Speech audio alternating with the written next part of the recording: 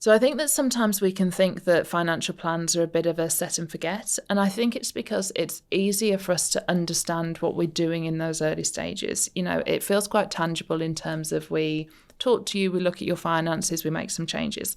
And, you know, a lot of plans need some kind of behavioural change. Even when we know the right thing to do, we have habits, we have biases and things that maybe stop us doing that.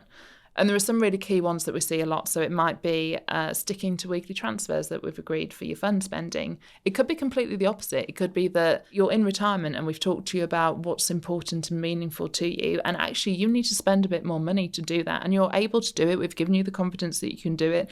But you've been very careful with your money all of your life. And it's hard for you to do that. What happens if someone is actually really struggling with the behavioural changes that you need to do? How can you come in? Do you give more advice? What's your strategy? I think the first thing is that we're non-judgmental about it. So we're here to be your support and we're absolutely in your corner. We want you to succeed. And we also really understand that behavioural change is a process. What we do find is that people who have a coach, a support, who have accountability, they have regular check-ins, make more consistent progress than people who are just left to do something on their own. We're just better when we're held, you know, to be accountable for things. Fair to say as well, Rach, if people are struggling with potentially some financial behavioural change, we would anchor back to what their goals are. And that's why it's really important that their goals are in their words, both short, medium and long term. And I think that we're really lucky at Tribeca that we have advisors who really do understand and care about people.